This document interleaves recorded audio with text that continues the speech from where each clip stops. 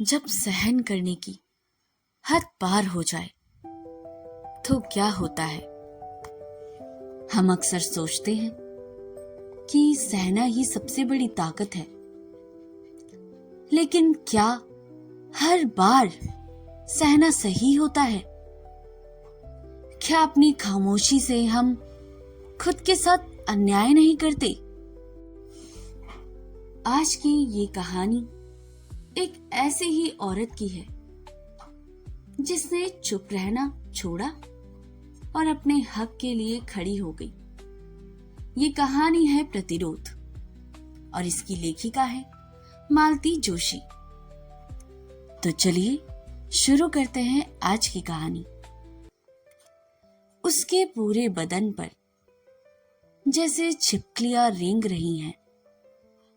नंदोई का दिलजिला स्पर्श याद करके उसे उबकाई आ रही थी। उसकी लोलुप दृष्टि मानो अब तक उसका पीछा कर रही थी और वासना से सने शब्द अब तक कानों में झंझना रहे थे। उस समय मन तो हुआ था कि तमाचा जड़ दे, पर रिश्ते आड़े आ गए, इसलिए सिर्फ धमका कर छोड़ दिया। बदले में उन्होंने भी धमकी दे डाली, शिकायत करके देखो, इतना बदनाम कर दूंगा कि कहीं मुंह दिखाने लायक नहीं रहोगी। एक क्षण तो मीरा सहम गई थी। अभी तो शादी को कुल जमा 6 महीने भी नहीं हुए थे और वह कैसे दुष्चक्र में फंस गई है। उसकी शादी के बाद ननद पहली बार सपरिवार घर आई है। उन लोगों की खातिरदारी में कोई कसर नहीं छोड़ी। सुबह शाम पकवान बना रही थी। ननद को पानी का गिलास तक उठाने नहीं दिया।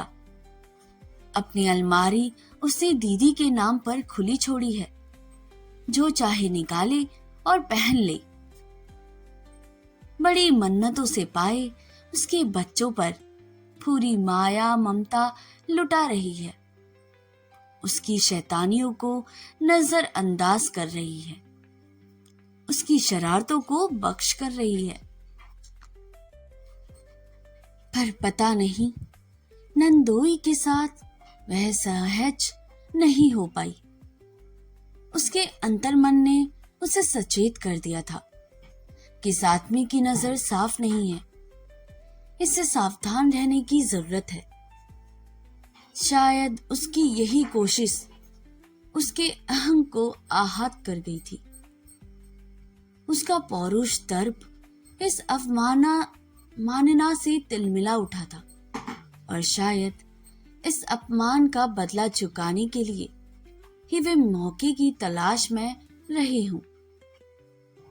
वे शाम के खाने की तैयारी में व्यस्त थी।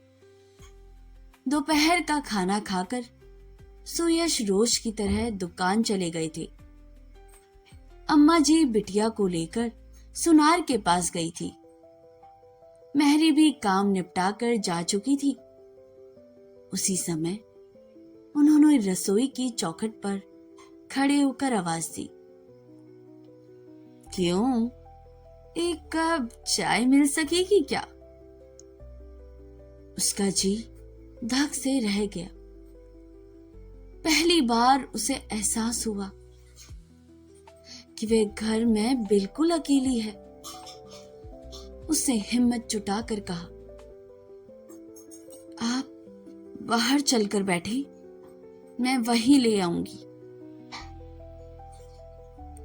दरअसल उसके वहां खड़े रहने से उसे बहुत घबराहट हो रही थी। यहाँ पानी तो पी सकता हूं या उसके लिए भी बाहर जाना पड़ेगा?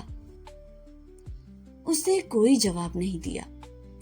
चुपचाप एक गिलास भरा, ट्रे के एक सिरे पर उसे रखा और दूसरे सिरे से ट्रे पकड़कर उसके सामने रख दिया। क्या मैं अछूत हूं जो इस तरह पानी दे रही हो? वे गुर्राए। फिर मीरा भी चुप रही और चाय की तैयारी में जुट गई। वह बात बढ़ाना नहीं चाहती थी। जीजा जी भी उसका मंतव्य समझ गए और चुपचाप जाकर बाहर बैठ गई। उसे बड़ी राहत महसूस की। चाय बनाकर वह धीरे से बैठक के कमरे में रखाई। उन्होंने अखबार से सिर उठाकर देखा। ये क्या, एक ही कप चाय बनाकर लाई हो? तुम्हारा कप कहाँ है? जी मैं शाम को चाय नहीं पीती ना। थोड़ा साथ तो दे ही सकती हो। चाय क्या कोई अकेले पीने की चीज है? जाओ एक कप ले आओ, इसी से शेयर कर लेंगे। मुझे माफ कीजिए, रसोई में बहुत काम पड़ा है, कहकर वह जैसे ही जाने के लिए मुड़ी, उन्होंने उसका आंचल पकड़ लिया। जीजा जी आप होश में तो हैं? उसने किसी तरह अपना आंचल छुड़ाते हुए कहा। होश में हूं कहाँ, मेरे होश तो तुमने छीन लिए हैं। जीजा जी आप घर के बड़े हैं, बड़ों की तरह व्यवहार कीजिए। बड़ा हूं तो क्या हुआ, बूढ़ा तो नहीं हूं। चाय का तो एक बहाना था, सोचता था उसी बहाने मेरे पास 5 मिनट बैठोगी, पर तुम तो जैसे मेरी छाया से भी दूर भाग रही हो। मेहमानों के साथ ऐसा व्यवहार किया जाता है? आप मेहमान हैं तो फिर मेहमानों की मर्यादा में रहिए, नहीं तो क्या क्या कर लोगी तुम? मुझे मजबूरन अम्मा जी से या इनसे शिकायत करनी पड़ेगी। और तुम्हारा वह मिट्टी का माधो मेरा क्या कर लेगा? मेरे सामने आंख उठाकर बात करने का तक का उसमें ताक तो है नहीं। तुम शिकायत तो करके देखो, इतना बदनाम कर दूंगा कि कहीं मुंह दिखाने के लायक नहीं रहोगी। आखिर क्या बिगाड़ लोगी तुम मेरा? इसके बाद मीरा वहां खड़ी नहीं रही, रसोई का दरवाजा बंद करके सीधे ऊपर वाले अपने कमरे में चली गई और अंदर से दरवाजा बंद कर दिया। उसका तन मन अब भी घृणा से जल रहा था, हृदय भय से धड़क रहा था। इस व्यक्ति की खोटी नीयत को उसने शादी के मंडप में ही भांप लिया था। गरीब घर की लड़की थी मीरा, पर रूप राजरानी सा पाया था। इसलिए सुयश की माँ ने उसे अपने बेटे के लिए मांग लिया था। मीरा के माँ बाप को इस प्रस्ताव से ही धन्य हो गए थे। 2 बेटियों का ब्याह करके वे एकदम खोखले हो गए थे। 2 की चिंता और थी। ऐसे में यह प्रस्ताव तो वरदान ही था जैसे। बिना किसी दान दहेज के ऐसा घर और वर जुटाने का तो वे सपना भी नहीं देख सकते थे। शादी के मंडप में ही जीजा जी को पहली बार देखा था। मजाक के नाम पर बड़ी भद्दी फब्तियात कस रहे थे और सब लोग हो करके हंस रहे थे। कभी कहते, भैया यह तो लंगूर के हाथ में अंगूर आ गया समझो। कभी कहते, इसी को तो कहते हैं छुचुंदर के सर पर चमेली का तिल। दीदी से बोले, यह भी तुम्हारी तरह मानव फूलों की जोड़ी है। बस भूमिकाएं कुछ बदल गई हैं। दीदी बेचारी कटकर रह गई थी। घर आते आते ही अम्मा जी से बोले, अम्मा यह काम आपने बहुत अच्छा किया, आपकी आने वाली नस्लें सुधर जाएंगी। मीरा ने देखा कि जीजा जी की हर टिप्पणी पर सुयश का चेहरा बुझ जाता था। पहले तो उससे हैरानी हुई थी, कोई भी इस व्यक्ति को कोई घुड़काता क्यों नहीं? क्यों सब इसकी बेसा हरकतों पे बर्दाश्त किए जा रहे हैं। बाद में पता चला कि इस घर के दामाद हैं, उनकी हर बात जायज है। तभी से इस व्यक्ति के मन में वे तृष्णा जैसे जो गुप्सा का भाव उपजा था, अब तो उसके साथ भय और क्रोध भी जुड़ गया था। उसके सामने जाने की इच्छा नहीं हो रही थी। करीब 7 बजे माँ बेटी बाजार से लौटी। अपनी आंखों से उन्हें रिक्शे से उतरते देखने के बाद वह कमरे में बाहर आई। उन लोगों के आते ही जीजा जी बाहर चले गए। जाते हुए कहते गए कि खाने पर इंतजार मत करना, किसी दोस्त के साथ कार्यक्रम है। मीरा ने राहत की सांस ली। उसे फटाफट खाना बनाया, सास ननद को खिलाया और कमरे में आकर लेटी रही। पति की प्रतीक्षा रोज ही करती थी, पर आज दरवाजा खुला रखने का साहस ही नहीं हुआ उसे। किताब पढ़ते पढ़ते कब आंख लग गई पता ही नहीं चला। सुयश ने शायद 2-4 बार दरवाजा खटखटाया होगा, क्योंकि जब उसने दरवाजा खोला तो उसका मूड काफी उखड़ा हुआ था। किसके ख्यालों में खो गई थी कि मैं इतनी देर से दरवाजा पीटता रहा और तुम्हें सुनाई नहीं दिया? उन्होंने तलख स्वर में पूछा। सॉरी, पढ़ते पढ़ते पता ही नहीं चला कैसे आंख लग गई। आंख लगने का शौक इन दिनों ज्यादा चढ़ा हुआ है। ये क्या कह रही हैं आप? सुयश ने कोई जवाब ना दिया। गुस्सा चेहरे पर हावी रहा। जूते पहने ही वह बिस्तर पर लेट गया। आप फ्रेश होकर आइए ना, मैं खाना लगा रही हूं। मैं खाना नहीं खाऊंगा। क्यों? बाहर खाकर आया हूं।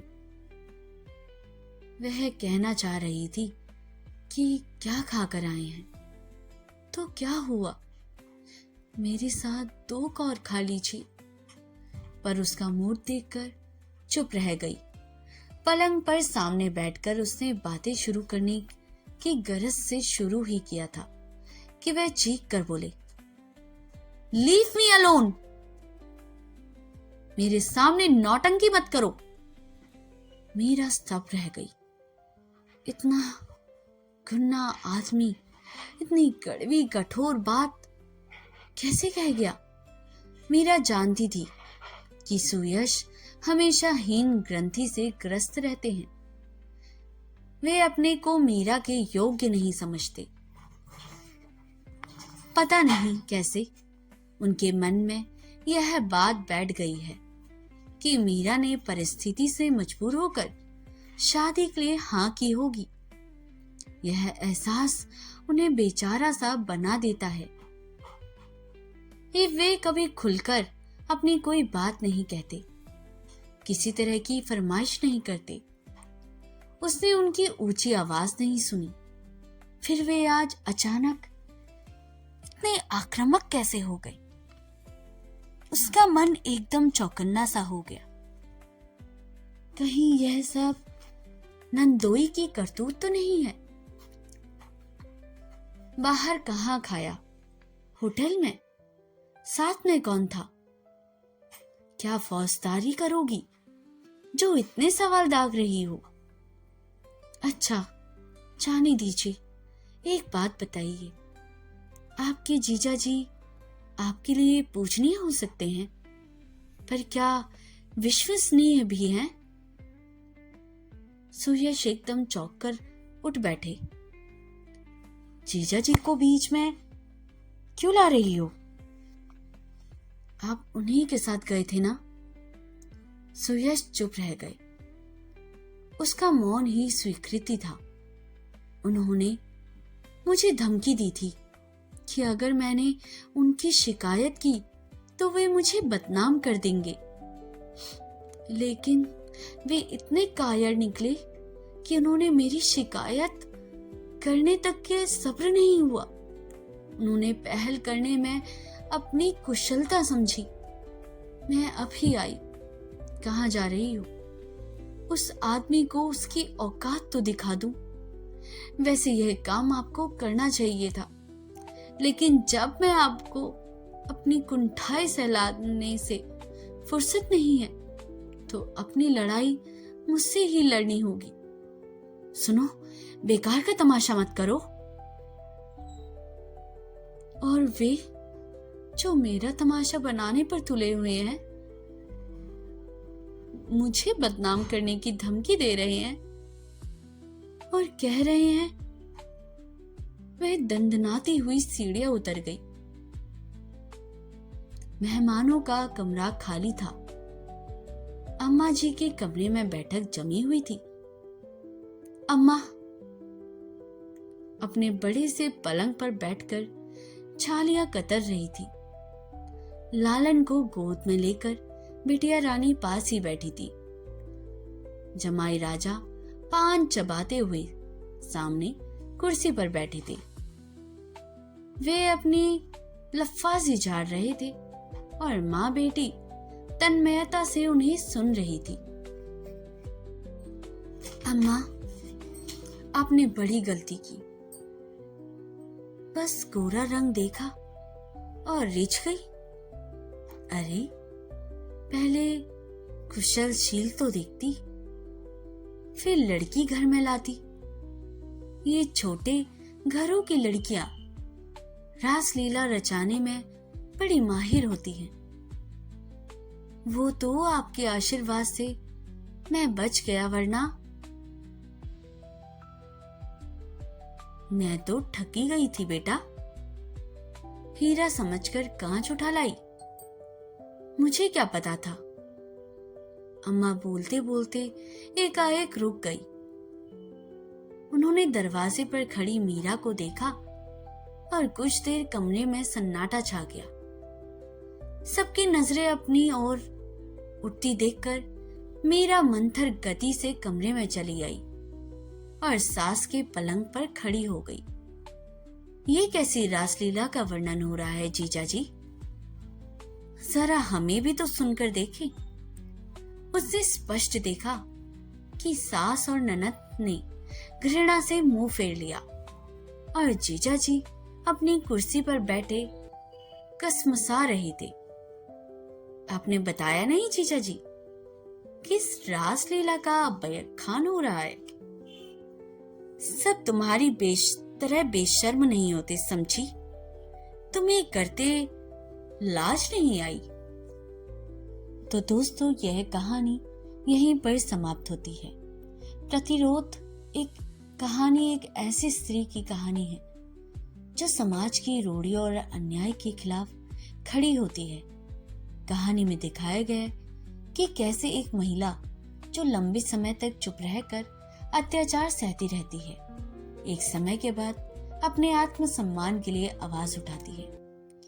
शुरुआत में वह समाज, परिवार और परिस्थितियों के दबाव में सब कुछ सहन करती है, लेकिन धीरे धीरे उसे अपने अधिकारों और अस्तित्व का एहसास होता है।